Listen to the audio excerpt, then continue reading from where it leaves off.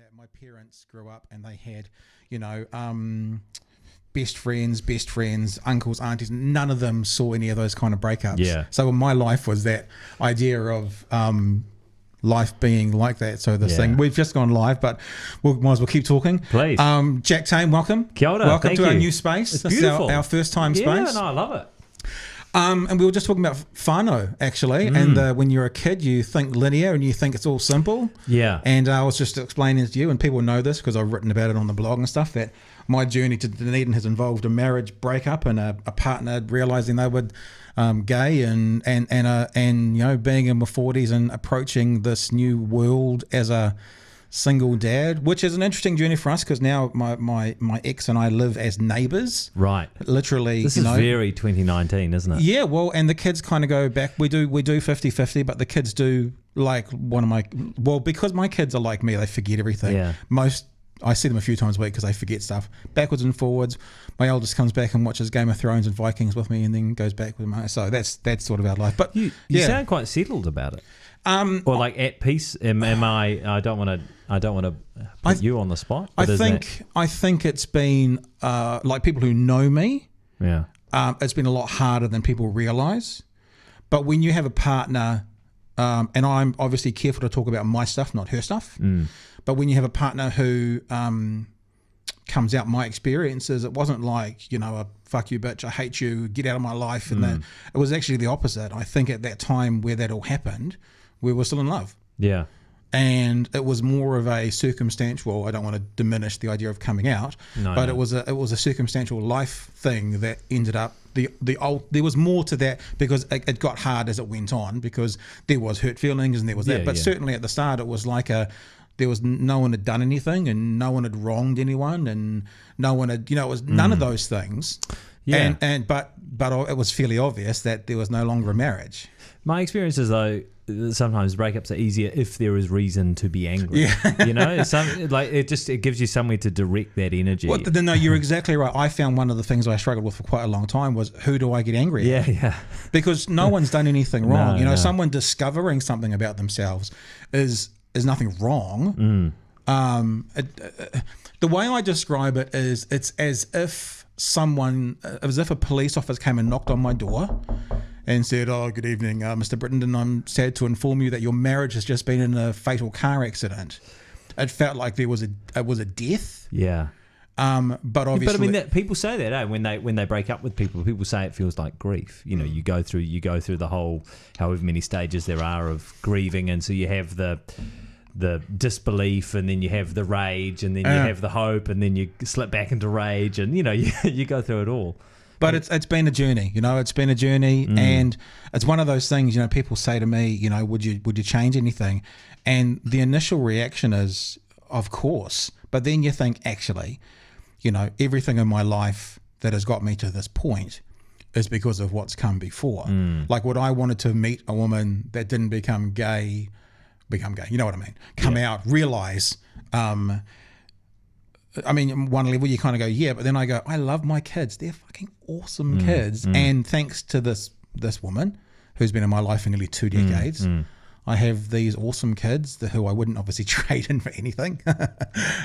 So I guess if you think of it sort of from a macro, you kind of go, well, I wouldn't change it because you can't change it because I wouldn't have what I've got now. Yeah, it's just not linear. It's just not the linear you go. I think we might have missed that because we came in and went live. Just to explain that linear bit again in case we didn't say that. Okay, so I have said this to I've said this to myself often enough, but I've said this to various friends. I just think that when you're a kid, life seems really linear, right? You go, right, well, how hard can life be? Especially if you're from like a pretty stable, privileged background. You go, well, my parents are together. My parents love each other. Really, life is as simple as going to school, maybe going to uni, getting a job, finding a partner, having kids, turning 65, having some grandkids along the way, and that's it. But then, and going to the cricket on Sunday. Yeah, exactly. But then when life is just so much more nuanced and complex, and it very rarely in my experience follows that path. Yeah. No, you're completely and utterly right. What about you growing up? Where did I for some reason I get the feeling you're a South Island boy. Am I right or wrong? No, I'm from Ōtautahi. So I'm from Christchurch. Yeah. First gen Kiwi. Yeah. And I just had an idyllic childhood. In fact, I know that I can never be a successful musician or anything because, every autobiography you've ever read is about the pain and torment that goes into creating good art. I've just watched the Chills guys and talking about their documentary, and you go, yeah, right. Well, that's why you're good at, at evoking feelings in people. Yeah. Well, I mean, I just had a mint childhood. Yeah. Like, I've just had a great life. I honestly can't fault it. I grew up with loving parents in a stable environment with 3 younger brothers and sisters. Mm-hmm. We were all very close. We all still are very close. Everyone's still here. So mum and dad still with you? Mum and dad still with me. And I went to Cashmere High.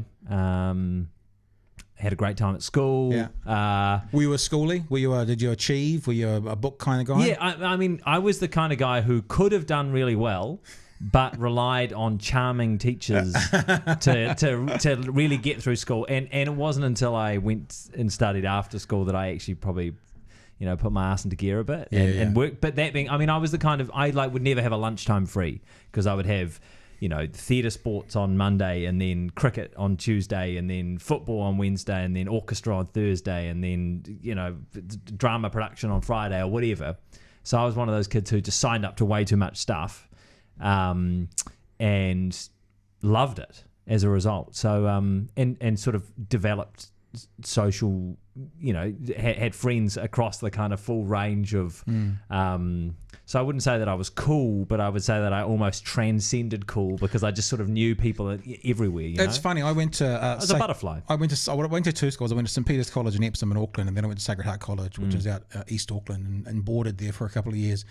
And similar sort of experience. There didn't seem to be massive cliques in the school I went to at that time. And I had rugby head friends and skater friends and dope head friends and the nerds and everyone. I guess when I was boarding, you kind of do gravitate towards borders are your niche, and then amongst the borders there are everybody. Well, there's like a dependency, or a shared experience or something that you kind of have. But do you stay in touch with them?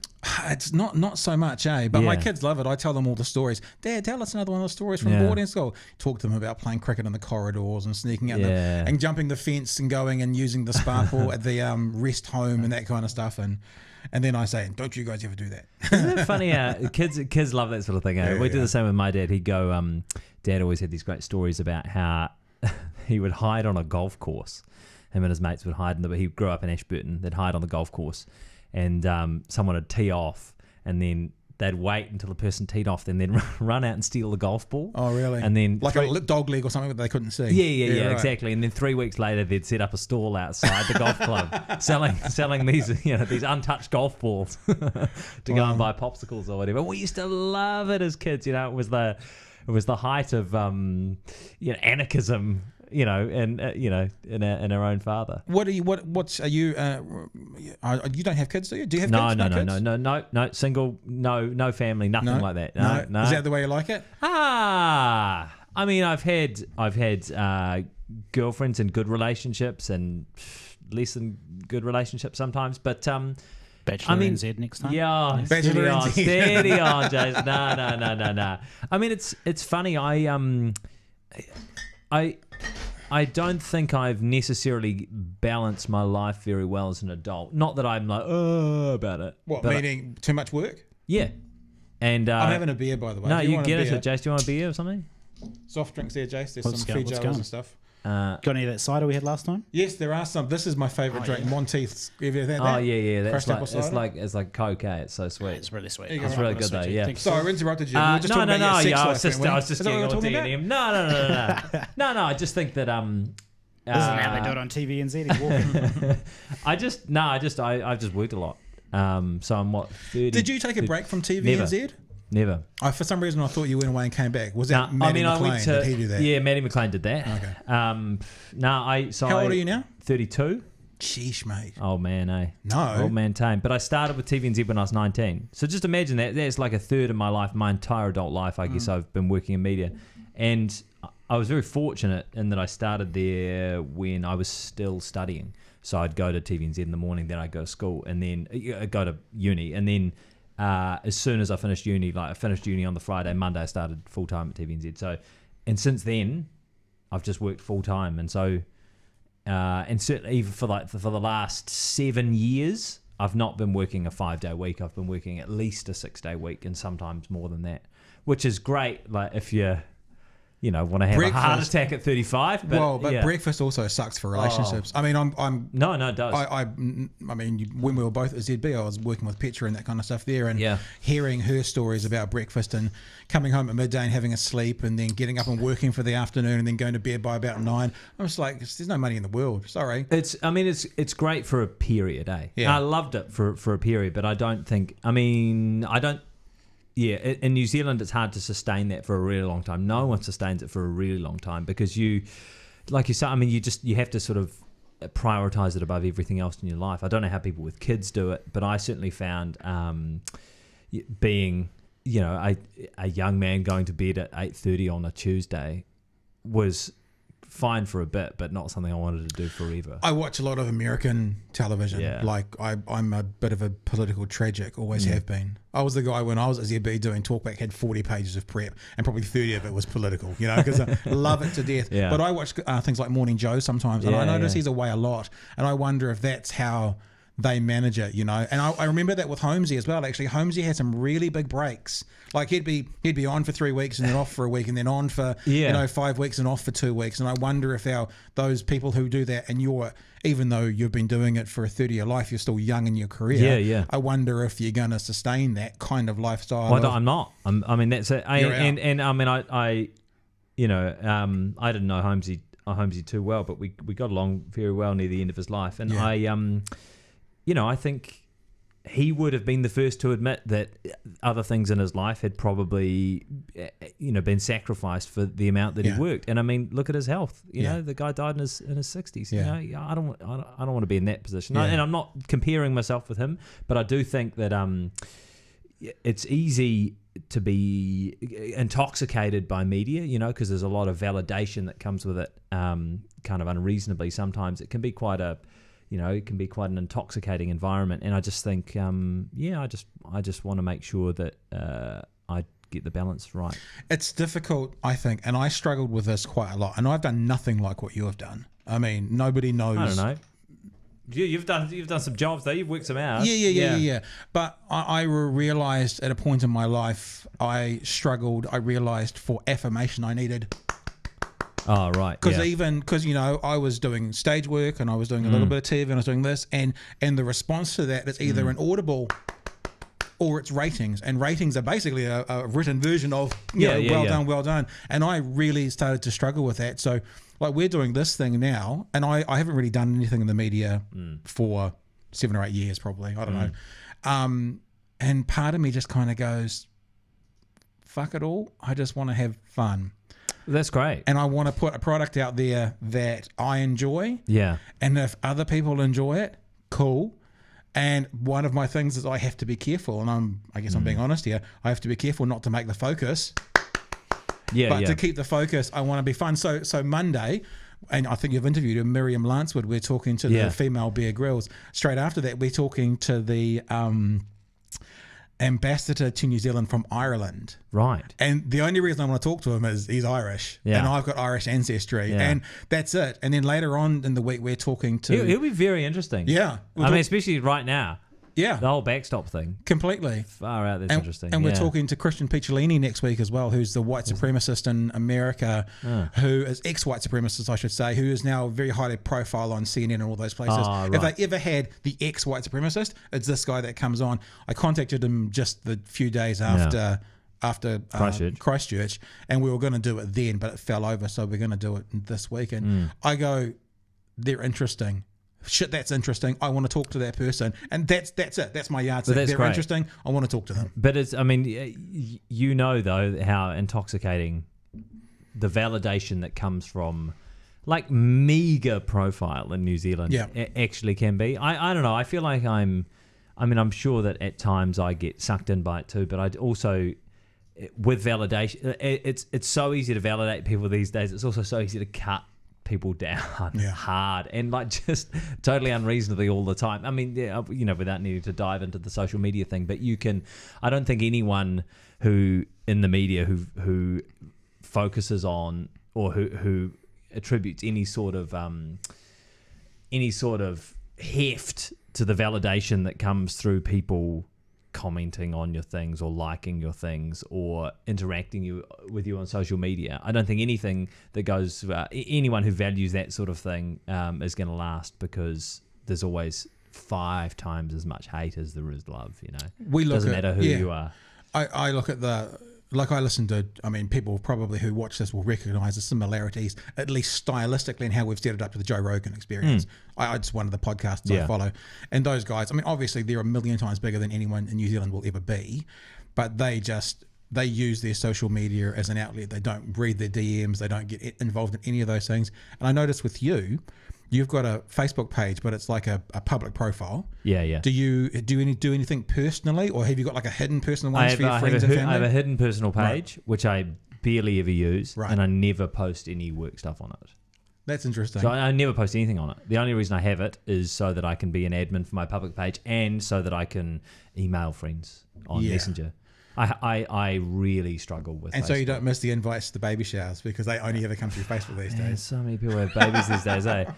Honestly, I've got like 5 babies. I was saying this the other day. You're an adult when you have a collection of non-specific greeting cards at home. Okay. Like, I go into shops now and I'm like, like a nice greeting card. Oh, that's interesting. I'll buy that. Way more adult than I'm not that prepared. Oh no, this is it. It just saves you time down the line. I'm like, damn. I go into a shop. I'm like, this is. So it's got like a tui on the front. It's got a tui on the front. There's always a tui on the front. But then there's nothing inside. Yeah, exactly. That's perfect, right? Because then that's like, okay, and it's brown paper. It's brown paper. Exactly. Yeah, nice. Like it usually costs like $5.95 or something like that. I'm like, that shit is going to America when Rachel and James have a kid. Or that, like I can. I've got about 8 of them at home. So that was you, because I've got those yardsticks as well. You were buying the unspecified cards. That's why I'm growing up now. That's the yardstick for being. My growing up was a wheelbarrow.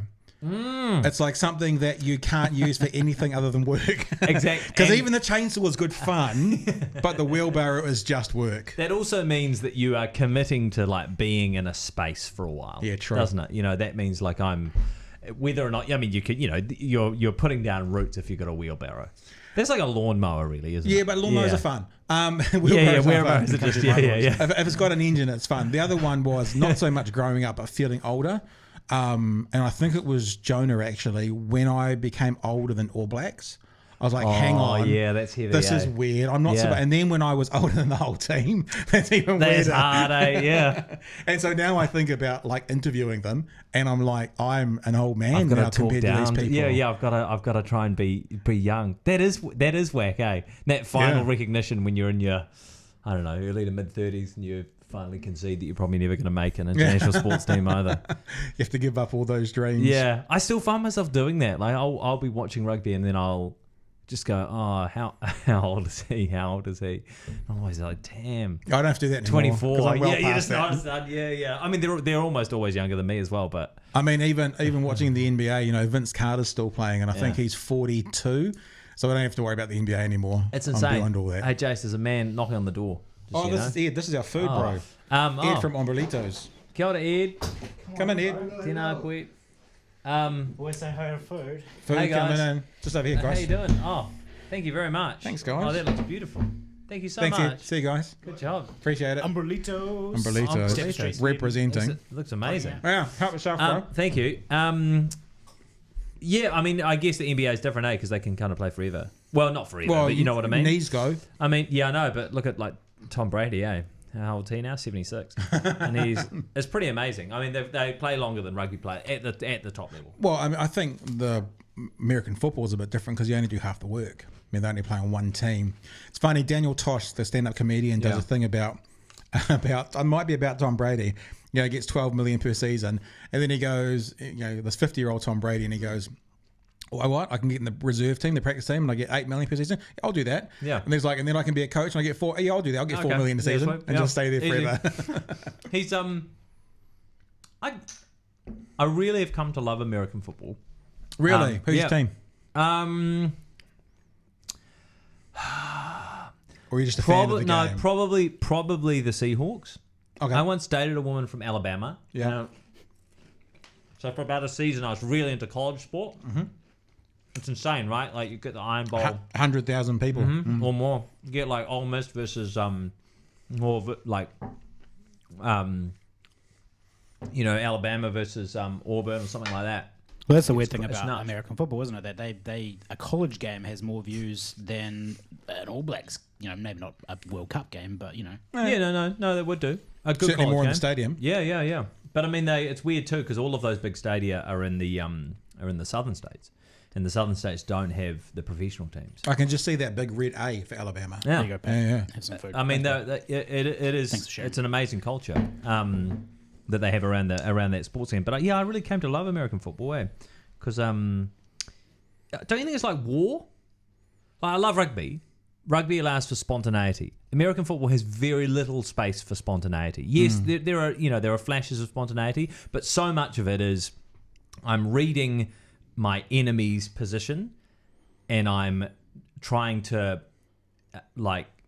game theory them. Yeah. So that I can get past and make a small progression. Yeah, I'm not much of I don't really follow sports, but I've always thought, other than I kind of like basketball, but I never get into it. But I've always thought that American football would be one of those games that I would get into because it's very strategic and like chess. Yeah, and super strategic. Moving and one down at a time, and it's just it's kind of you got these big, for lack of a better word, brute players, and then but they're. But it's everyone, like this mastermind. But everyone fulfills a really specific role. Yeah. So again, in rugby, there's more allowance for spontaneity. Yeah. And most other sports. But, I mean, American football, you have your linebackers or whatever who their sole job is to be massive and to stop someone from 2 feet. And all they do is practice their explosive strength from 2 feet. That's all they do. That's their sole job. It's kind of like different artillery. You bring in war, you bring in different artillery for different situations. That's what I like about it. When I watch American sports, I played basketball for 20 years. That's why I've got no cartilage in my knees anymore.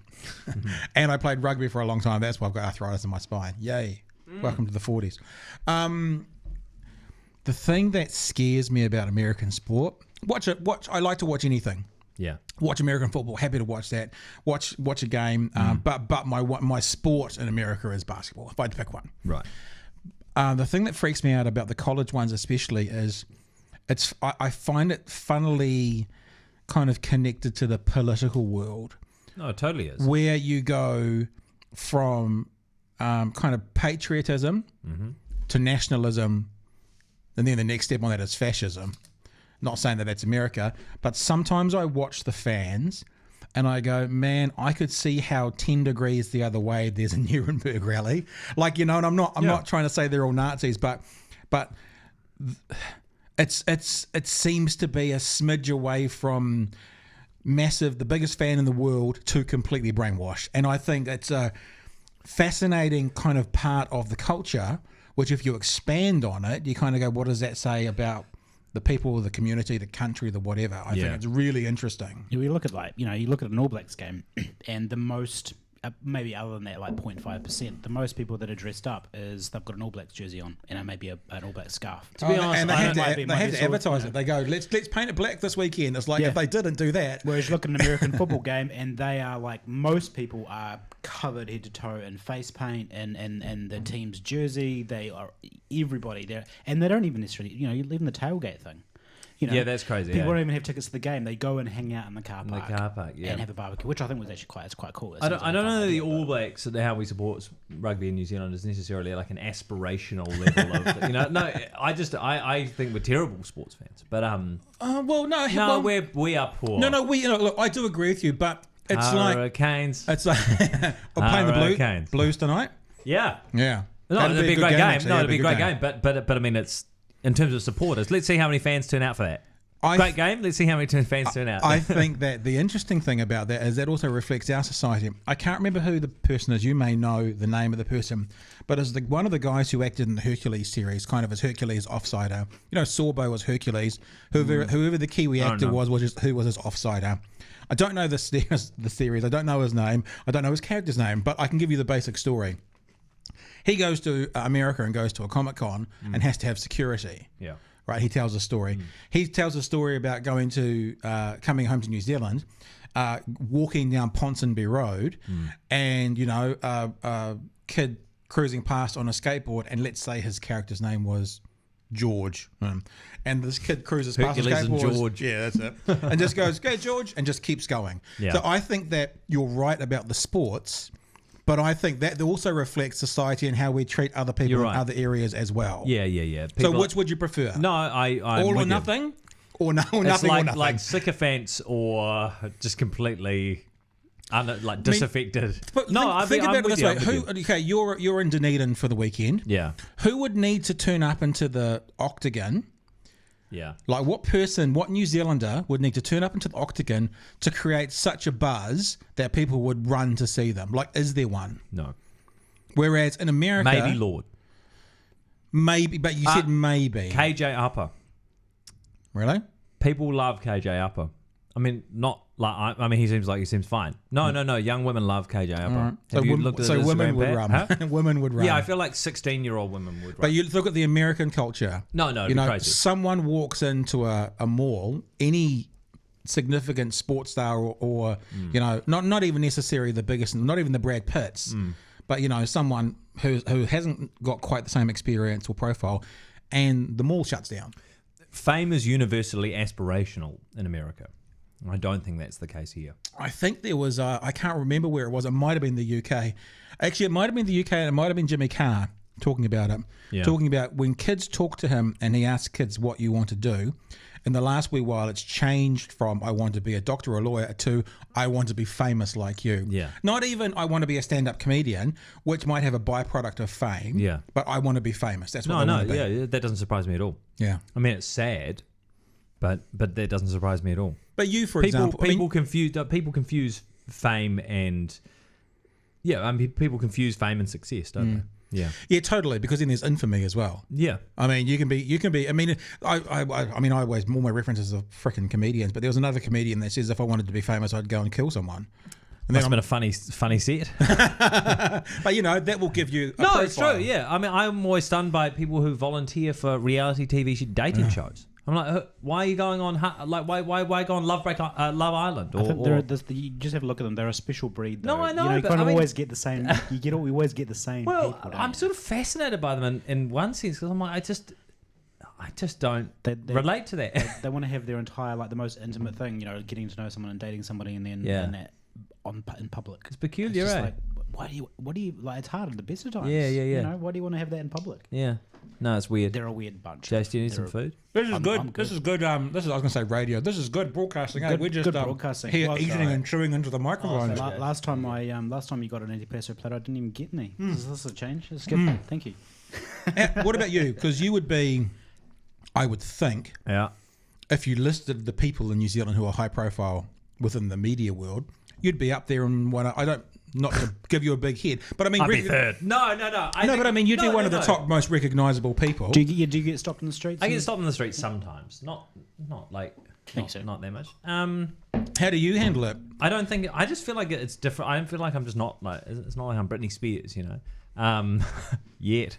Shave your head, wear a skirt, getting out of a car. No, I think it's. I mean, it happens to me a little bit because I live in Auckland for work.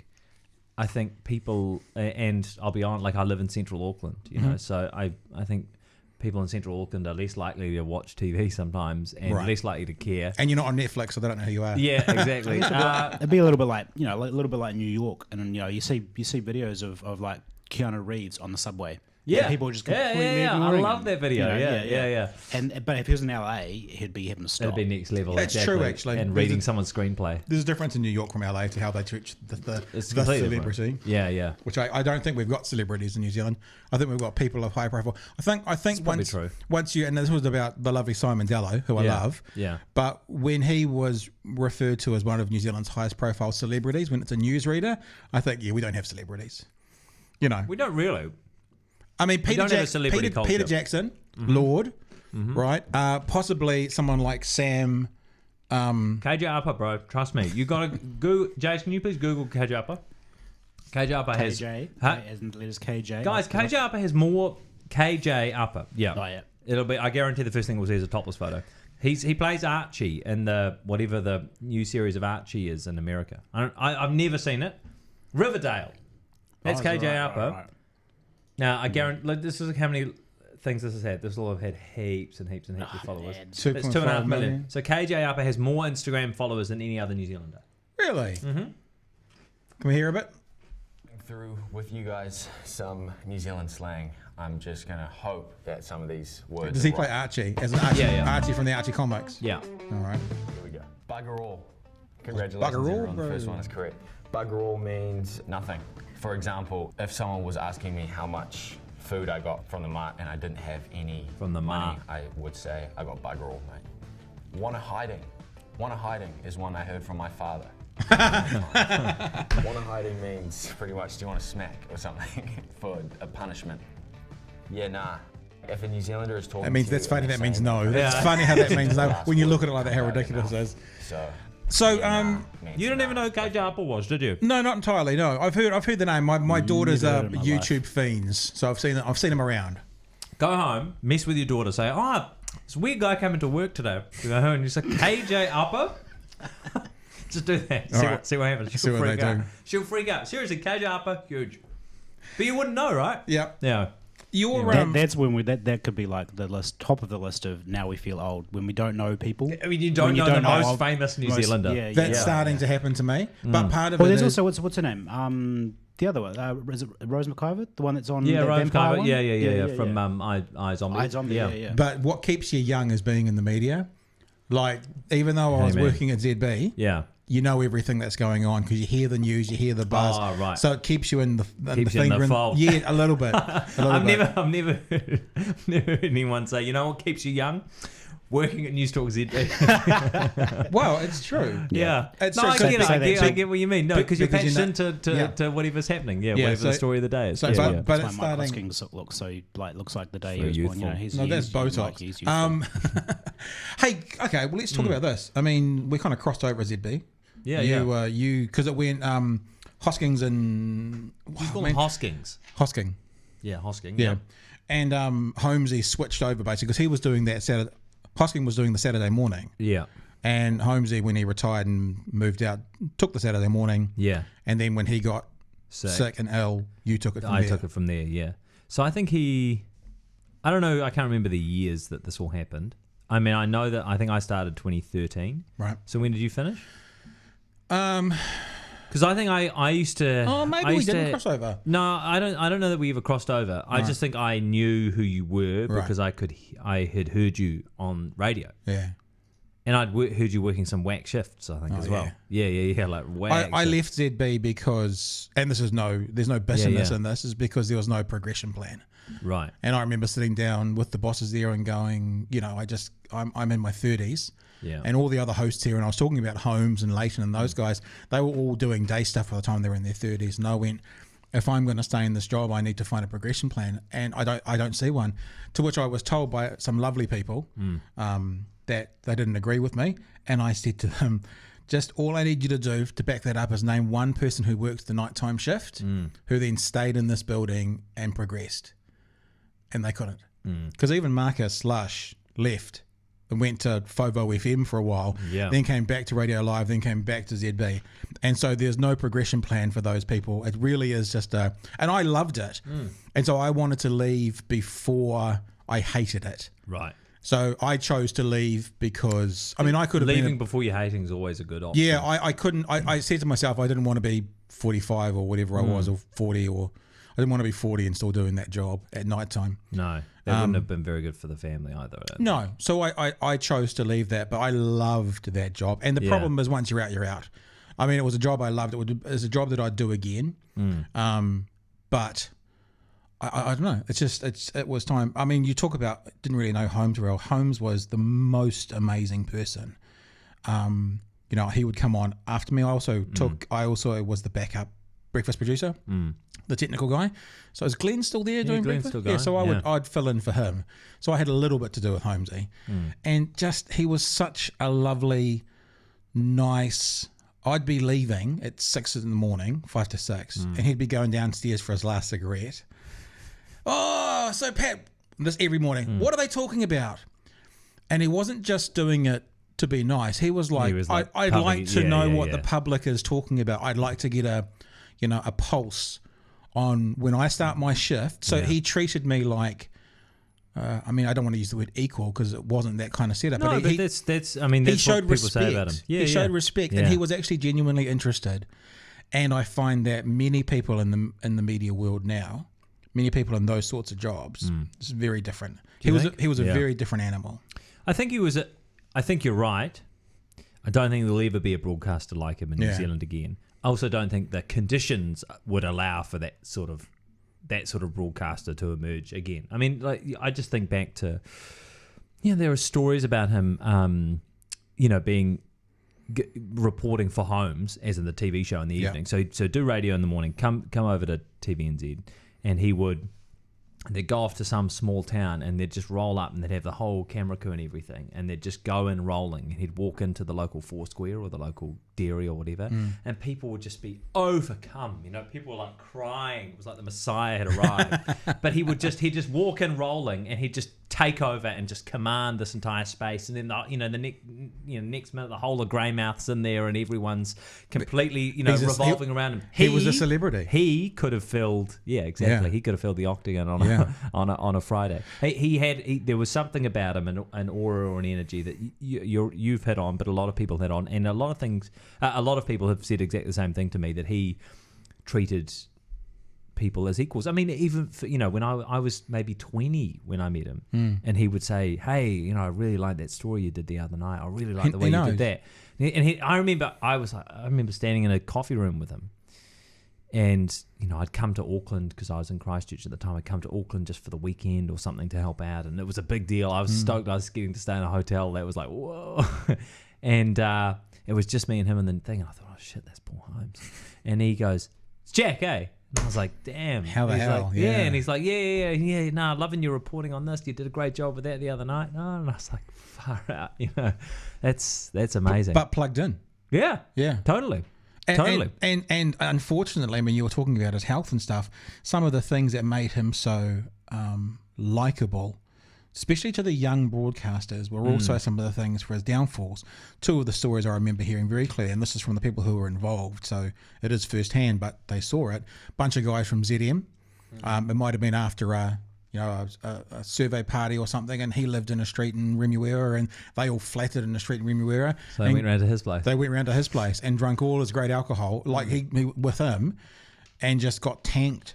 And that night, and he was just like, bring him in. Yeah. But then also heard stories that he used to do maybe it was this when he was doing Saturday morning, so it might have been quite near at the end, and he turned up completely off his head on a Friday night at 9 o'clock, ready to go on air because he'd got his 12-hour clocks mixed up. I haven't heard that story. Yeah. Well, yeah. I mean, but he was the first one to say that he probably consumed more than he otherwise should have. In his life, I think he's a great man, though. I mean, I just think he went hard on everything. I think the thing that did him though was probably the smoking, eh? He was honing quite a few lungers back in the day, wasn't he? Man, and then he lost his eye, and then he crashed his plane. Apparently, now this is okay. So this is mythology, but let's say it. Apparently, you're not supposed to be a pilot with one eye.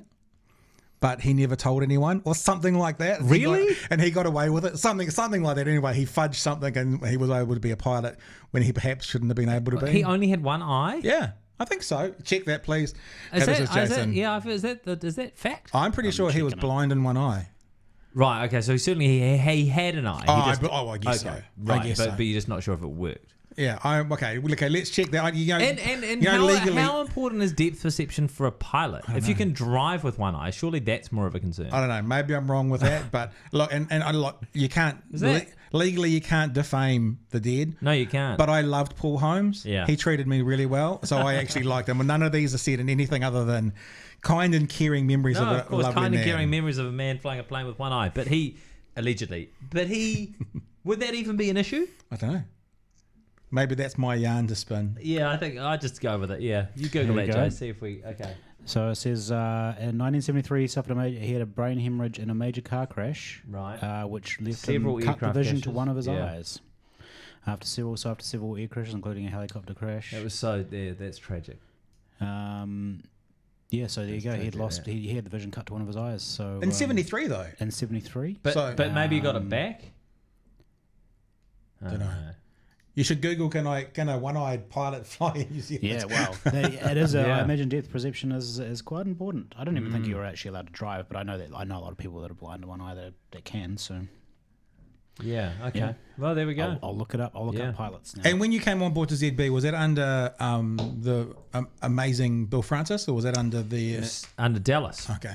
So I think Bill had just finished. Yeah. And Dallas had taken over. I feel really lucky for someone who really never did anything in broadcasting, like profile wise. You know, I got to work with Leighton Smith and Paul Holmes and Larry Williams and Bill Francis and Bill's Peter Everett. Bill's a legend. Peter's a legend. Peter only just left. Oh, I know. Yeah. I love that man like nothing else. I know, he's such a tender man. Eh? Yeah. And then new boss came on board, who they trained up and they put in through the whole system and sent off to be a journalist. And then, I mean, I'm outside of the system, but then like he disappeared and was gone. I honestly don't know how I don't know about the internal machinations of the politics there. And part of that is because I was never there. And it's nice just coming for the weekends, eh? Well, no, but also I was in New York. So I was like... you were doing it from over there? First 4 years I did that show, I did it from New York. And so I was just not... Yeah. I was just not patched in at all. But I mean, from my experience, it was enormously brave for Dallas and Newstalk to give me a crack when I had no radio experience. Yeah, but you can see it. I remember the must have been 2008 Olympic Games. Yeah. Having Nigel Yeldon doing the 100-meter finals. Yeah. And walking into Bill's office, not like he was going to listen to me, but I had a meeting with him, and I went because of who Nigel was and what he was broadcasting, and going, if you don't sign him for like a 20-year contract, he was amazing. And now he's amazing. Yeah, he's the voice. Yeah. So you can see it. I remember there's a girl there who was quite annoying actually, and she worked in the traffic department, but they got her in to fill on doing. No one will know who I'm talking about, so it's fine. To read news one weekend, and I drove in and heard her reading news and went, holy shit, she's amazing. Because even though you've got no experience, not you, but one has no experience, sometimes you can hear it, and you're probably someone that they could hear. I mean, I think it was a punt though. I mean, I literally had no experience. Like, I'd studied radio, but I'd never worked on radio. So, I mean, it was pretty bold, and I'm very grateful for them for doing that. I mean, it's the sort of thing that, I mean, I know what you mean. You're like, you can sort of tell X Factor or whatever. But I think it also could have just gone terribly wrong. Well, but it hasn't. It's gone very well. It's been fine. It? Yeah. And look, speaking of, what's happening with the Larry Williams Drive Show? They must have talked to you. They must have at least spoken to you about it. No. They haven't even talked to you about it? No, I don't actually believe you. I wouldn't expect it. But they've signed Heather. No, Heather Duplessis Allen's doing it. You know what I said? Now this is no. She's great. No, she's amazing. And this is no disrespect, but as soon as I heard him leave, I went, they'll get a chick. No. They'll get a woman. No, I think Heather's absolutely the best person for the job. Is she going to do it out of Wellington? No, she's doing it out of Auckland. Because she's currently based in Wellington, isn't she? Currently based in Wellington. Hope this is not too much of an inside conversation, is it? People are interested in this? I don't know. Are you at all interested by this? I was Googling whether you could be a pilot with one eye, and then also looking at some early stuff from your career, trying to find some. It's a good still because it makes me look more muscular than I actually am. It does actually. That's good. That's good. It's a good angle. The verdict is on the other conversation. Sorry to go jumping back. Yes, you can fly with one eye. You can. As long as the other eye is good. See, you know what I mean though, because I feel like you have to react faster when you're driving. So if you can drive with one eye, but maybe when you're driving, you have to have your perception either side. Yeah. Whereas if you're in the air, you'd hope that the things either side of you are a kilometre away. Exactly. Yeah. Yeah. Basically, you just got to I didn't find an official thing, but I saw so many people talking on it before. Okay. Yeah. Basically, as long as you've got decent vision in one eye and your perception is still okay, right, you're good to go. And to answer your other question, Heather. She'll be great. Yeah. She's the best person for the job. Never spoke to them, but then they never spoke to you. No, but I would never expect to, honestly, because I was doing breakfast. They didn't know that I was going to leave breakfast. So that appointment was all right. And so did you keep that a secret? Yeah, like no one knew. No one knew. I can still remember watching the morning Petra told people that she was leaving. And they did a little dance, and they actually said live on air, "It didn't leak. No one found out." Yeah, I don't know why they obsess so much over that, but they do. But I'm also just one of these people who's. I feel the same way about when you have good interviews and stuff. I like for things to be in the bag, like I like to. Yeah. I just know that stuff can change, especially in our industry, and so I kind of want it to be signed and sealed before you change. I'm gonna have another beer. Do you want anything at all? Anything? I'm good for now. I'll have a beer in a minute. So you're going to Q&A. Yeah. Which, I've gone. you started, what was it, last week? I've done 2 weeks with now. Mr. Tamaki. Yeah. Did him last week. I saw that his missus was happy with the interview you did with him, so you'll be happy to hear that. Well, I'm not aiming to please the Tamakis, but no, but I am aiming to be fair to the Tamakis. Sure. And it's funny, it's because you get, I mean, that's a funny format, eh? I mean, you get maybe 12 minutes, and there are 50 million things you want to cover off, and so in real time, depending on the answers, you have to cut down the subjects that you're planning to cover, but you have to be listening the whole time really keenly so that you can pick up on things. But at the same time, you only get one shot to get it right, to be fair. And so, yeah, I was satisfied with that. I thought it was fair. That's why I've invited him here. Oh, good. Because then we can talk for an hour and a half. Yeah, you should. I mean, it's a hard thing to do, eh? When you only have a small amount of time. I mean, that's the most time anyone will get for a live interview on telly. But how long is I had a look at it. Is an hour? Yeah. Q&A, in my opinion, is the dream job. It's a great job. Simon Dello Sunday mornings Q&A used to be my favourite program. It's a great show. And I think you've got, this is obviously from my perspective of what I do, is the best job in TV. There's only one job that would be better in my opinion. What's that? That's Q&A like Australia does it. Q&A like Australia is amazing. If I could wave a magic wand, give us $10 million a year. Yep, I'd be like, let's get a live studio audience, let's get the people in, let's talk to them, let's talk to the audience. No, I agree. Get the whole thing going. I mean, my aspiration is to try and have a live studio audience element and debate element regularly. So not every single week, because we couldn't do that. But I'm hoping that we can get to a stage, especially going to the election next year, where we could do it a bit more regularly. Politicians don't like debating, eh? Like a lot of politicians don't. From Labour and National, they like debating when they like being interviewed about stuff, but they don't like to sit down and if you say to them, hey, we're going to get a Labour MP and a National MP and a host in the middle who's going to moderate it and we're going to put you two against each other, they're not into that. So the way around that obviously is to just recouch it as a conversation as opposed to a debate. No, I know, but they're onto that. But they've also, it's both of their policies, both National and Labour's. You know who will debate? The Greens. Because Winnie? Winston will be always that one. No, Winston can be really hard to get on sometimes. Yeah, he's pretty busy as well. And what else does he need to do? Well, try and repair our relationship with China at some stage. But I wonder if New Zealand media needs to play hardball a bit more with the politicians. Yeah. We are going to host this. We are going to have this on. National has said they're coming on. You're welcome to come on, but if you don't, we're still doing this. Yeah, I think that's what we're going to do. And if you don't come on, we will be broadcasting. We made the invite. We're not trying to take favourites. We made the invite. They didn't want to come. That's their prerogative. Simon. Yeah. Mind you, Simon Bridges might not be there next week, but Yeah, I mean, that's what we will try and do, I think.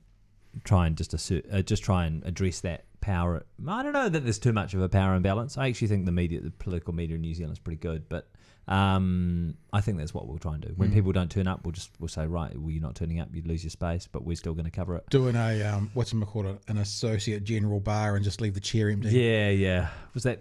I always think of Clint Eastwood. Oh, when he was talking to the chair. Talking to the chair. That was crazy. And I saw that the other night it might have been on one of the late night shows, talking about how they used to think the Republicans are crazy when Eastwood spoke to a chair, but now they've got Trump in. I was in the room that night when Eastwood spoke to that chair, and I remember thinking, this is fucking crazy. I was like, how is that? I was like, I'm only I kind of get the metaphor, but I don't know that it's working, and maybe this is working on TV. But yeah, things have changed, eh? Is it something? There's the political side of things, because obviously Q&A is a lot of politics, if not all. Yeah. Is it something that gets your bag going? Or I love it. Yeah, I love it. You keep an eye on the American stuff as well? No, totally. Because I was there for 5 years. Yep. And I did cover the last two elections. It must be a blast. It was awesome. Yeah. So no, I'm very, very patched in. I would say not very, very, but I'm really patched into American politics. Could I name all 24 Democratic? Well, who could? Yeah, exactly. But there he is. There's your mate. So you were there that night? Yeah, I was there that night. Give us some volume, quick. Let's hear some. How do you handle it? I mean, what do you say to people? Do you just I know people. He just didn't have anywhere to go with it, eh? No, and you can hear him struggling as well. He's tried. Can I just point out, the Clint Eastwood's infamous Republican speech has had fewer than half the views of KJ Upper's New Zealand accents. Okay, Are you as manager or something? No, I'm just pointing out that he's the most famous New Zealander, and we didn't know. I love playing the "Who's the most famous from" game. Just as an aside, let me hear some. Who's the most famous Peruvian is my always go to. Anytime I hear Peru, I'm always like, "Who's the most famous Peruvian?" Are you asking us or want me to Google it? No, I can tell you who it is. I've got a theory on who it is. It'll be. It depends what you're talking. What's the metric though? Yeah, what's the metric? What Peruvian to most people around the world? More people around the world know than any other Peruvian. What about I don't know if he's Peruvian. I'm probably going to show myself up. I was thinking about Lucy and Desi Arnaz. Where was Desi Arnaz from? Not Peru. I've never even heard of Desi Arnaz. So that's certainly not. Is it going to be an actor or an athlete or a musician? My theory is that it's Paddington Bear. Oh, that's that. But he's not. He's he's from Peru. Yeah, he's from Peru. My theory is that imagine does Peru hate Paddington? Google world's most famous Peruvian. This here is like a famous Peruvian thing, and I don't know any of these. Yeah, people. Isabel Allende. Yeah. Okay. I think it's fair to say that not many famous Peruvians. Paddington Bear is known better than all of those people. Paulo Guerrero, he's kind of famous. I think it probably is footballers, maybe. Yeah. Now that you know. Anyway, now see, it's find me. Yeah. I mean, in Latin America, let's be fair, these are probably more famous than Paddington Bear. But that's the metric, isn't it? But yeah, anyway. I do that a lot. Speaking of America, I do that a lot when people say, America is the greatest country in the world. I say, what's your metric? Who says America is the greatest country in the world to every you? American. Do they? Yeah. Do they say it to you? Greatest country in the world. Yeah. It's a ridiculous thing to say. Of course it is. Yeah. I always think no Kiwi would ever say that. Well, they would, but they'd be like, just because that's because. They'd be like, yeah, New Zealand's mint. New Zealand's pretty good. New Zealand's mint, bro. Yeah, it's all right. We're really good, eh? So speaking of US elections, I mean, I know it's a ridiculous question to ask, but is Trump going to get in again? Well, I think he has a very good chance. Yeah. I think it's 50-50. Who's going to beat him? Is Bernie's day gone? I think Bernie's day's gone. I think Bernie's day's gone. I could be wrong on that. I mean, if the last two elections have taught me anything, you're a fool to make predictions. But, I think the Democrats are just. I think that what did Obama say a couple of weeks ago? That they're at great risk of setting up a circular firing squad at the moment, where they all just focus on you're not left enough, you're not centrist enough, and they all just end up just ruining each other's chances. I mean, there's that whole ideological battle on the left at the moment, right? Is it better to go with truly transformative policy where you say, right, Medicare for all, we're effectively going to give a path to citizenship to all illegal or undocumented migrants in the States? Or is it better to go down the Joe Biden path and go, you know what, I'm tolerable to Trump's voters. I'm Kamala steady. Harris is I'm going. I agree. Imagine if Biden came in. My friend's got a theory that Biden should run on a one-term ticket. So he should go, you know what? I'm going to reset America. I'm not going to transform America. I'm going to reset America. I'm going to come in for one term, and then in 4 years' time, once everything's back to normal and we're not locking kids in cages at the southern border, then that's the time to do Medicare. And I think there's credit to that idea. Make America 2011 again. Yeah, I mean that's the thing. Or reassert the. I mean, because I feel like when it comes to politics and stuff, I'm kind of maybe almost more of a yardstick because I'm not as much of a political tragic, although I am interested in it. And so my instinct is more on that whole popularity contest type thing. And so I think of somebody like, Beto O'Rourke, because he's getting he's got that sort of charisma. Totally. Joe's very charismatic. He is. But Beto has the noise around people our age, right? Exactly. Yeah, but I'm not convinced that those people win elections. Yeah. No. I mean, theoretically that might be nice. Old people vote, eh? Exactly. Yeah. And the thing about the last. They have to decide whether they want to go with a strategy that is just blow Trump out of the water with all of these exercise voters who didn't vote in the last election, or whether it's better to try and win voters off Trump. So Trump didn't win the popular vote. Hillary won the popular vote, but because Trump through the nature of the electoral college, because Trump won the likes of Wisconsin. I think he still carries a map with him. And Michigan, yeah. He still carries a graph, I think, with him. Yeah. I'm pretty sure just last week I saw a thing of him showing a picture of it to some people. Yeah, I'm sure. I mean, it is amazing. It is actually amazing that he won Wisconsin and Michigan, right? But the Democrats could go, you know what? All we need to do is flip Wisconsin and Michigan. And the best option for flipping those sorts of states is to go with someone like Joe Biden, who's going to connect with working class people who actually don't give a shit about climate change, who don't give a shit about, gender pronouns, who don't, and all they want is like, yeah, we're going to look after your job, basically. But people aren't rational, eh? Like I find it so interesting that the states that won Trump the election, the likes of Michigan and Wisconsin, those are the states that the Republicans wanted to leave to rot after 2008. When General Motors and those big auto companies were going bankrupt, Obama and co. decided, you know what, we're going to bail these guys out. We're going to give them billions and billions of dollars in loans to save their asses, to save these millions of jobs. They did it. And I'm not a big Obama fan. I'm just saying that at that time, they chose an enormous bailout. They saved all of those people's livelihoods, and then they were repaid in 2016 with Trump. These people said, oh, well, what's Obama done for us? It's like, It was what I saw just the other day. Like, what is it? The stats on his tariffs and stuff, and it's saying that every single job that's been created in the manufacturing sector is costing like $900,000. Yeah. It's crazy.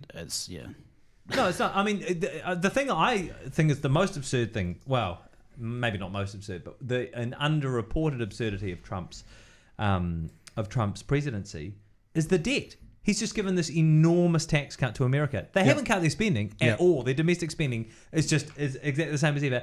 And Republicans are always going on about how Democrats are really irresponsible and all that sort of shit. The US debt is out of control at the moment. No one is focusing on it whatsoever. At some point, there's going to be comeuppance for that, right? That's because probably when a Democrat's next in the White House. Yeah, well, that's what happens. I mean, if you look at 22 trillion, yeah, at the moment and climbing. Wow, I wish I made that much. I would take a second of their debt.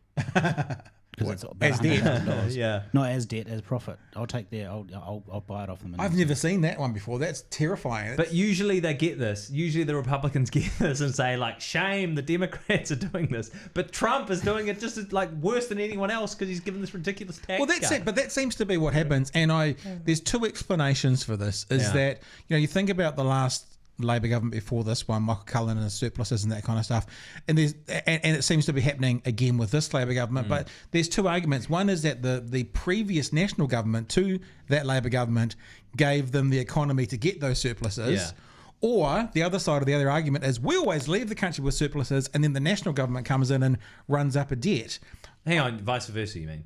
So the national government gets a surplus, and then Labor. No, because national doesn't typically get. It's like the right in America don't really like Bill Clinton got surpluses, and George Bush didn't. Yeah, but the national government we've just had has run surpluses.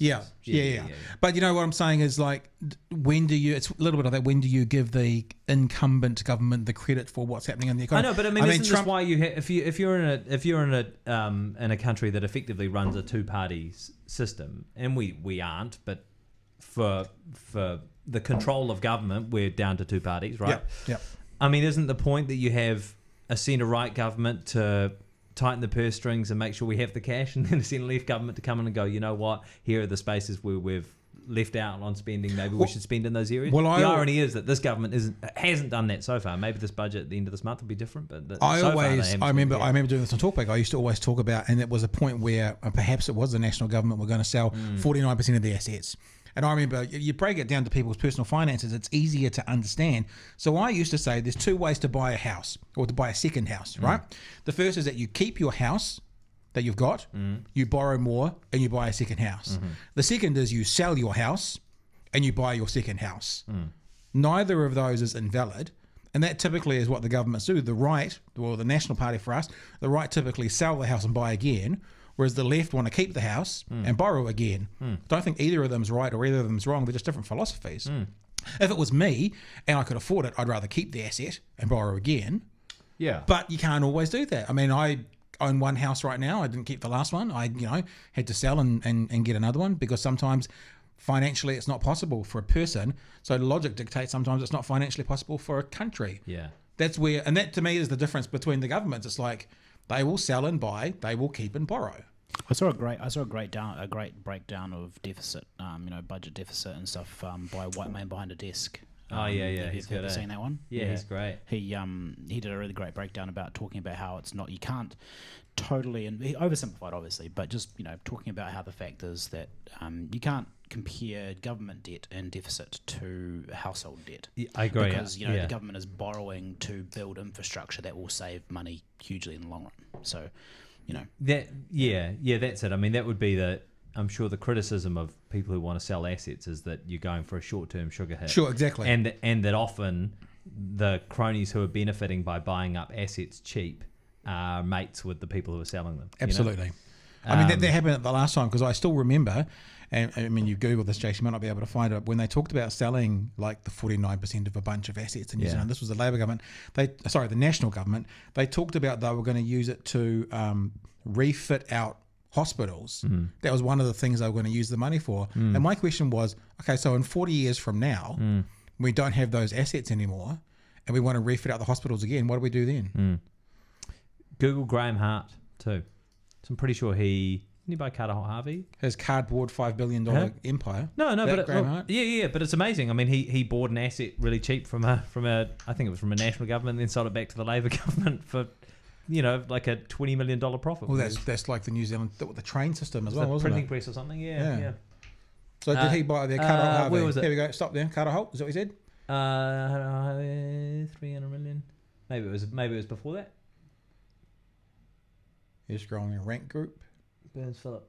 I can't remember. It was one of these big things. So he bought it and sold it back. Yeah. From the government. Yeah, I think it was his first transaction. It's like real estate agents in Auckland that buy a house. It can't have been Carter Holt, because it had to be before that. Yeah, it was the printing office. Thank you. For less than its capital value, the purchase was 1.4 times earnings. Wow. That's nothing. And then, then he sold it back. So that means he bought it for the price that the profit it makes in 1.4 years. Yeah, that's insane. So in other words, if a business made $100,000 in a year, he bought it for 140 grand. Yeah, that's not bad, is it? It's a shrewd investment. It's certainly a shrewd investment. Yeah, that's paying off pretty quickly. Yeah, no, he's a very smart guy. Hey, your Q&A gig. Yeah, it's a one a night. Like it films once a week. But we sometimes have to do pre-records. Are you also someone who's going to be involved in as a contributor here and there, like Jack from Q&A is joining us to XYZ? Yeah, on TVNZ. Yeah. That'll be the plan, and I'll probably do some news reporting. Yeah. So I'm hoping that. So for example, the US elections next year, that I'll probably go over. Yeah. But I'll just have to. I'm sure we'll nut that out closer to the time. But the idea is that I can do news stuff as well. Nice. Which is. Oh yeah, sorry, I've snatched on my chair. Sorry, James. That's right. I have a vague recollection. Were you posted to the Olympics? Yeah. You covered the last Olympics. I did the last ones. Yeah. Hang on, was it you that when Tony Veach got bailed on? Tony Veach got the Olympics, and then it all happened, and then he got pulled. That wasn't you that went after that? To do with me. No, I went to the 2016 Olympics in Brazil. That was the only Olympics I've done. But I did the Football World Cup there too. Yep. And I did become a reporter, see the world. You know what? It's funny. I sometimes go and speak to universities and stuff about being a journo and the attractions of being a journo, and even in the time since I started, and I guess I got into this about 2006. Yeah. Even in that time, the number of communications specialist jobs in this country must have increased, 300% or something. Well, you must see a lot of your colleagues at times head off and be communications advisor for such and such politician. Almost all of them, not just for politicians, but for, every corporate now has, they both do internal comms, they do external comms, all that sort of stuff. They'll have a whole team now. And the truth is that there are very few reporting or journalism jobs that pay in New Zealand that offer pay that could possibly compare to those corporate gigs. So private sector my cousin is a journalist. He was a journalist for the ADT. He was a journalist for the Wellington, the Press. No, the Don Post. The Don Post. He was a journalist. He went to Canada and works in communications for a hospital. Yeah. Gets paid a lot better. Yeah, I've heaps of people I know have just said, well, I can stay here and I can work every second or third weekend, and I can not be home until 6:30 every night, and so my kids only I've got half an hour before they go to bed. I can do that, and I can occasionally get to do really cool things, but I can do really shitty things as well, shitty stories, or I can go and work for a bank. I can earn literally twice as much money. I can get a reduced mortgage, and I can work Monday 9 to 5, but flexible hours so that I can coach my kids' soccer team on the weekends. Yeah. I mean, what sane person wouldn't choose that option? So why are you still doing it? Well, I'm probably in a unique space, right? And I just want to make sure, are you actually putting out for offers? Is this what I'm hearing? Am I tendering out? Yeah. No.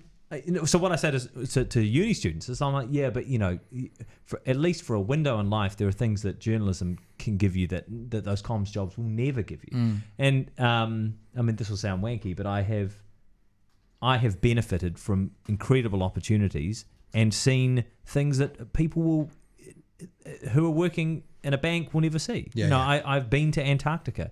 I've flown over Mount Erebus. I have had a bottle of wine with David Attenborough whilst looking out at the McMurdo Dry Valleys. I have been to Guantanamo Bay, stood inside the prison and filmed the detainees at Guantanamo Bay. Wow. I've been to every continent on earth, and I've done this on someone else's dollar.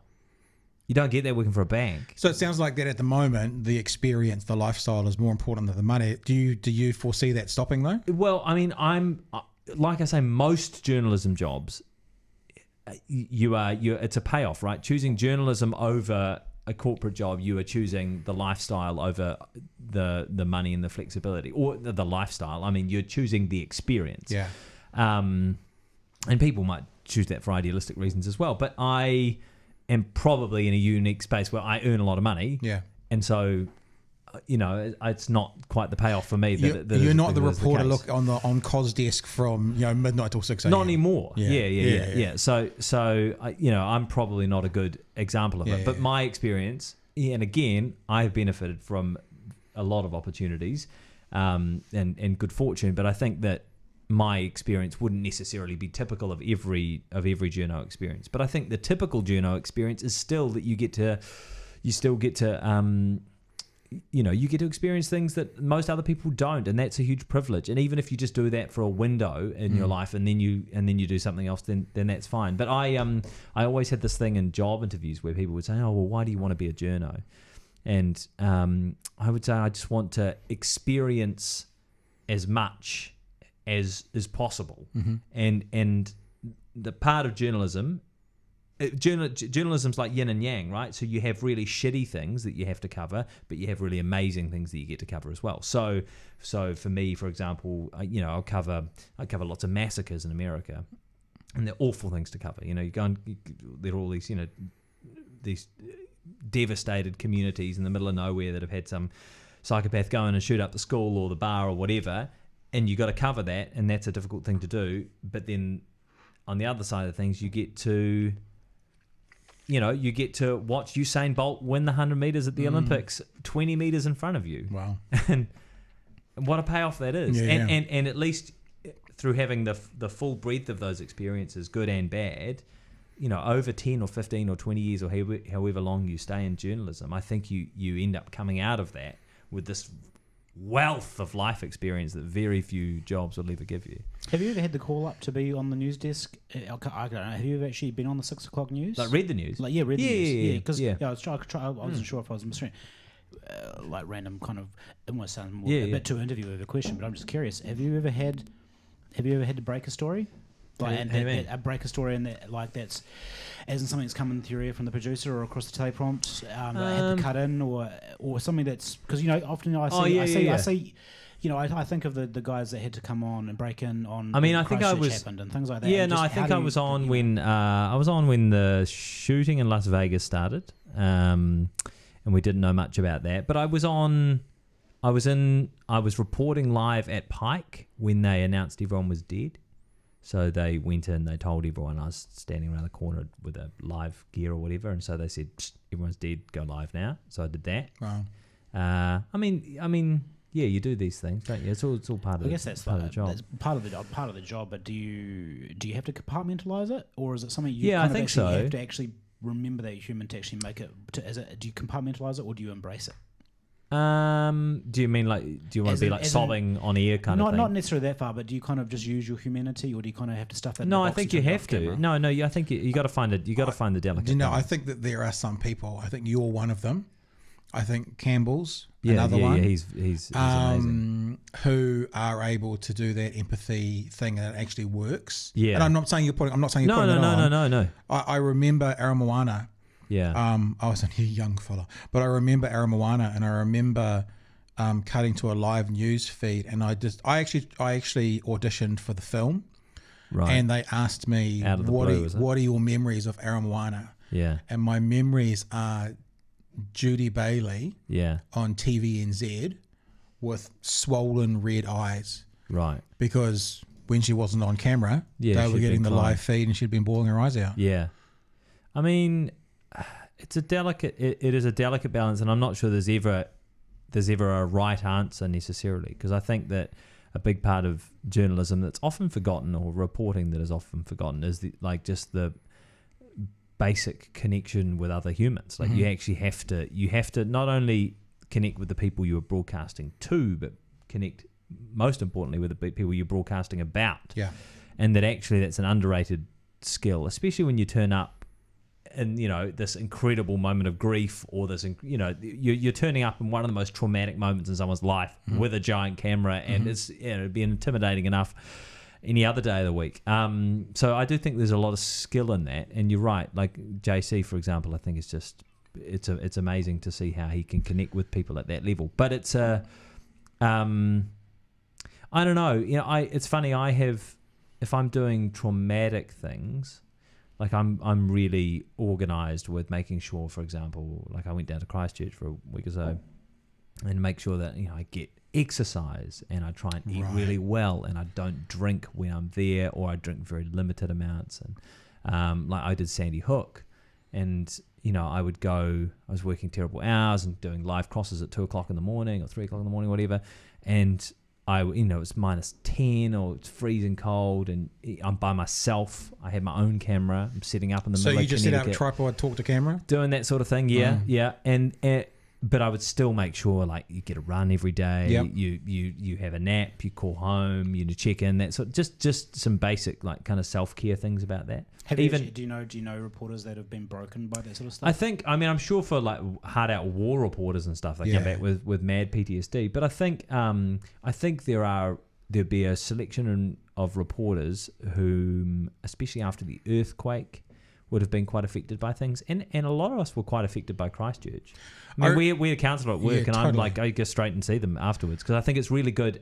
I like to, once I'm working, be in the zone, but then in the days and weeks afterwards, you kind of get more time to unpack it, and it's interesting as well. I can't speak to what you've experienced. I mean, you're much more in the trenches than I ever was, but I'm interested in finding out what you think your best broadcasting was. That doesn't mean necessarily most enjoyable or most fun, because I can tell you I was on air when the planes hit the tower. Oh, wow. And I was on air for the first Christchurch earthquake. Yeah. The second Christchurch earthquake hit during lunchtime. Yeah. And I was on air at midnight that night. Damn. So I have to tell you that the best broadcasting I ever did was the Twin Towers. I was actually working for More FM. Yeah. And I stayed on and worked with Kim and Corbett and Paul Ego, and obviously it's a comedy show, but we did 4 hours of not comedy. Yeah, obviously. And that I look back on that as the best radio I've done. Yeah, right. But I tell you, that second earthquake in Christchurch, I wasn't on air for the actual quake, but sitting in a studio when people can't sleep because it's the middle of the night, hearing those stories. There was a moment I remember, I don't know whether it was on the first night or the second night or the fifth night or whatever. I needed a break, and I've got a friend called Cindy Ruakere, and she's done a version of the New Zealand National Anthem, and 5 o'clock in the morning or 4 o'clock in the morning. I just needed a break, you know, and I just felt like playing this anthem, this national anthem. And I'm just going to play this, guys. I need a break. And it played. And I was in that old ZB studio sobbing and sobbing and sobbing. And then 5 a.m. roll around and we go into the kind of last 20 minutes of talkback. And I actually went on air and said, look, I apologize because I did this thing earlier and I really did it for myself. I needed a break and I needed to hear it. But I actually said, as I was playing it, I just wonder if other people need to hear it. And so I played it again, the whole thing. And Polly and Grant from ZM and the classic hits guys, because obviously all the breakfast teams are driving in and they all heard it. And by the end of that day, I think that version of the national anthem had been downloaded 10,000 times. And so there's these moments that, it's not nice broadcasting. No, but it's not happy, but it's the best I've ever done. Yeah, yeah. That's interesting, isn't it? It's a simple connections though, eh? And those little does anything come to mind for you? That kind of best stuff? For me, I mean, honestly, I was really, really proud of my stuff in Christchurch just a few recently. weeks ago. Yeah, wow. And I don't know how many people watched it, but it was just one of those things where I was kind of working by myself with the producer, but you know, like I was no scripts, teleprompters, anything like that for 3 hours a day, and just I felt like my tone, you know, I just felt like my tone was exactly the way that most people in Christchurch were feeling. A couple of other things, I think, when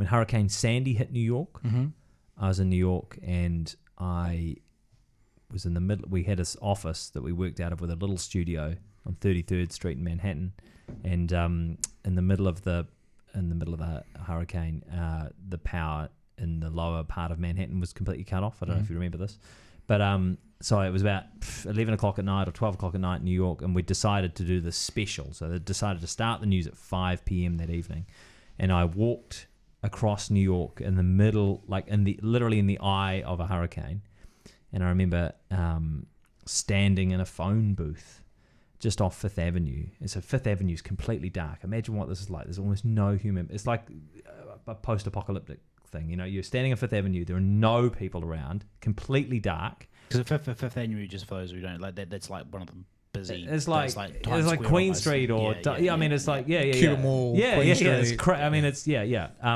Octagon. It's it's like I mean, it goes right down the heart of Manhattan Island. Yeah, and there are no cars there's nothing, right? And so anyway, I'm standing in the phone booth, and I got a bar of reception because all the cell towers had gone down. So I got a bar of reception and called my boss and said, as I'm doing it, stuff's hitting the side of the phone booth, like debris and detritus that's flying through the air, and I am psyched, like I'm fucking pumped up, man. I'm so excited, and I was like, we've lost power, blah, blah, blah.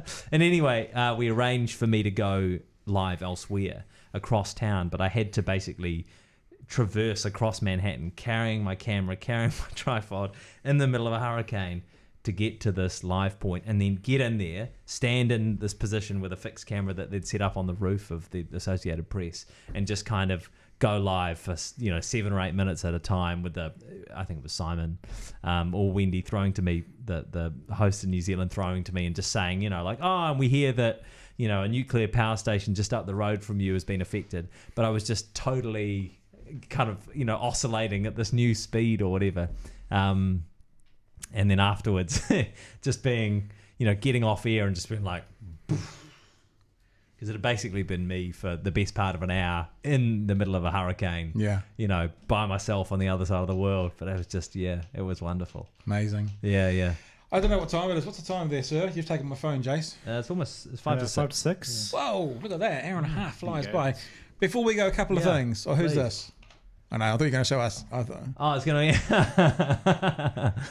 I love these things. Or there's the one with the guys leaning into the storm. Have you seen that one? Yeah. That one's the best And then people just walk past them. People walk past them really normally. So it's just full of bollocks. Yeah, it's total bollocks.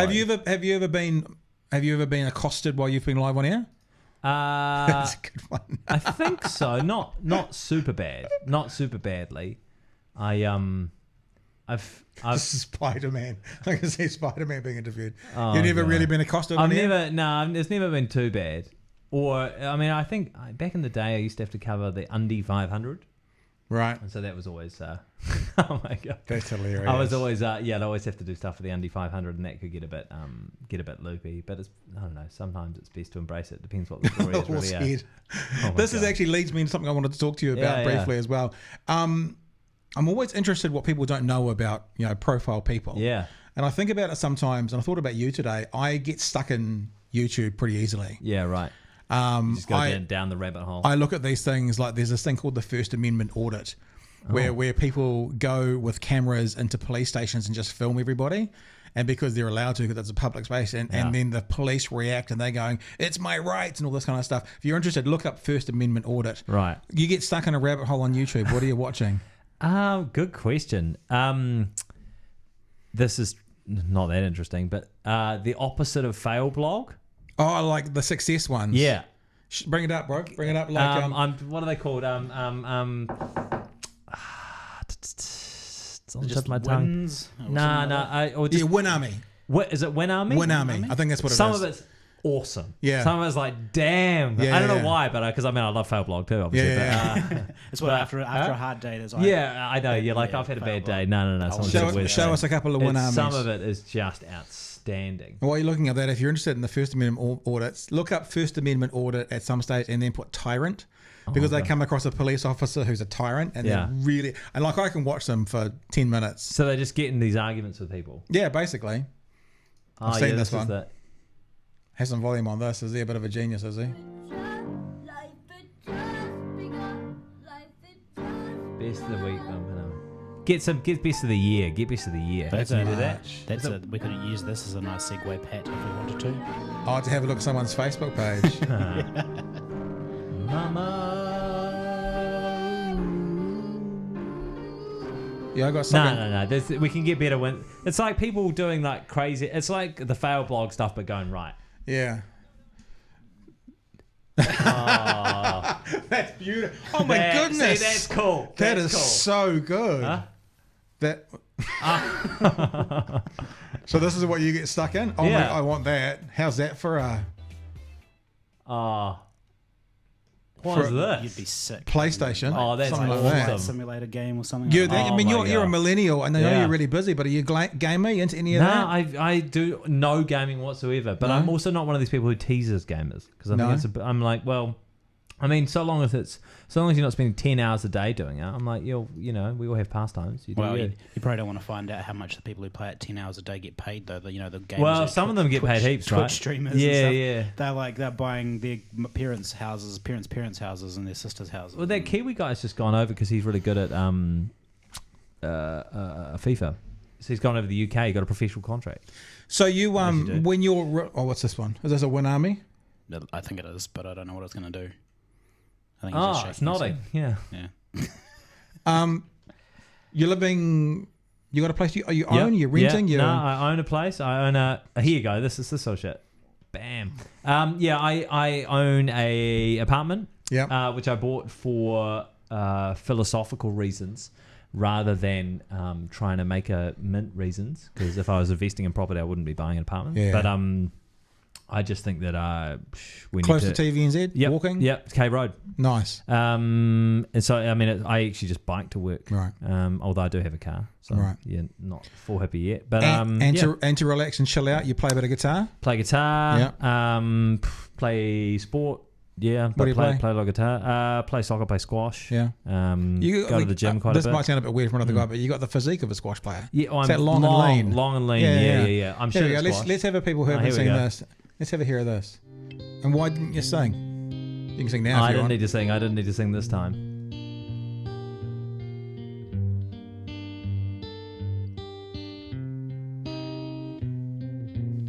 How long has that been? How long has the guitar been around for? A long time. I learned. I was really lucky. I learned as a kid. That's a very good blue steel, by the way. Straight at the camera. Probably just making sure it's recording. You know how it is, Pat. Yeah, I learned like not classical guitar, but kind of, I learned how to play like Cat Stevens and shit when I was a kid. Yeah, well, that's all you can learn to play with. Yeah. Teachers, the Beatles and Cat Stevens. But I loved it. I was into it. I was into that kind of music. Yeah, I still play the House of the Rising Sun. In fact, my parents now live in Golden Bay, and my dad is he plays at the local market on a Saturday. And so he makes me, when I go to Golden Bay, he makes me go and play with him in the market. And Cool. he always wants to play shit like father and son. It's I'm Friday. Like, oh, Dad. It's Friday, eh? Is it Friday? Yes, Today's it's Friday. So you're here tomorrow morning? When are you out of Yeah. Dunedin? Tomorrow afternoon? Okay. Markets tomorrow morning? No, because I got radio. Oh, you suck. It's That's getting- 9 till it's getting into 9 till winter, though. midday. 9 till midday, and then I've got to Yeah, host it. Then I've got to go Cruise down. Host a Cruise panel. down and have breakfast here at 7:30. There's Oh, less, where are there's they? less At stuff. the Octagon? Markets, no, down by the railway station. It's the best Oh, yeah, I know that farmers station. market in the Southern Hemisphere. Really? Without Getting question. into winter is less and less produce, but if you get there really, What do they have though? Everything. everything. Like, It's like Central can I Otago get like fruit, yeah, apples and- yeah. But if I can, It's I not the French markets though. They don't have crepes. Oh no, they do have crepes. Do they have, like, They've got the pastries? most amazing crepes. Yep. And If you get there, pastries? if you get Yeah. there early, you can get good amazing. pastries. Okay. There's this guy that started going there recently. Well, not that recently, but he makes these rolls with like pulled pork and different things. He Cheesy. sells out real quick. pulled pork for breakfast on Saturday. Yeah. Sounds There you good go. to me. There's more than that. If I you think if you like No, your it sounds food, good. Yeah. get down the markets tomorrow morning. I Okay. mean, I guess you'll be at studio at 8, whatever, Yeah, 8:30. yeah. Get down there at 7:30. And actually, to be honest with you, Yeah. it doesn't take long to get around the market if you want to have a look. I mean, you can go Okay. down there with half an hour before you're Do they broadcasting. take and, FPOS? Do I need to get cash out? both. I'd take cash if I was you. Yeah. The crepes are freaking amazing. Are they? It's nowhere near as big as like. You're off mic. You're off mic. It's no. I think I've moved, It's no Ah. mangere. so I'm getting. It's no what? It's no. It's not mangere or. It's not Otara. mangere It's or not. It's Otara. not that Ah. big. It's not. Like, there's no mangere or Otara markets, but All right. it's big Yeah, enough. yeah. Let's wrap it, guys. Okay. We've Hey, been here thanks for so much, long guys. enough. Thanks for fun. As you want to, you're not like selling a book or anything. Let's just Not pushing anything. what you Watch Q&A. Watch Or if you- yeah. 9:30 on Mondays. Yeah, and Listen the, to Newstalk ZB. the Q&A thing is on demand, which is great as well. It is, and we're actually podcasting it now as well because it's Just one of taking those shows that Every- leads itself everybody's lends itself podcasting to these days, podcasting. from Yeah, what I no. can tell. We should think about doing that, Jay. Yeah, you Start a guys, podcast? you guys consider that As, at all? as I say, like if more than two guys get together and not discuss starting a podcast, did they really get together? And if they're not brewing their own beer, Yeah. it's got to be one of those two Could have a things. microbrewery and talk about starting a podcast. That's what guys do these days, apparently. Yeah. Get together and do that. Jack Tame, that was awesome. Thank you so much. You didn't even have a beer. I know. You can take I one. know. No, I'm being good today. You're being good. You got to go for a run because you got a big stressful weekend coming up. Oh yeah, hey, it's all about that self-care, Pat. You know how it is. All right, bro. Thanks for coming in. Have a Thank good you. one. Good job, guys.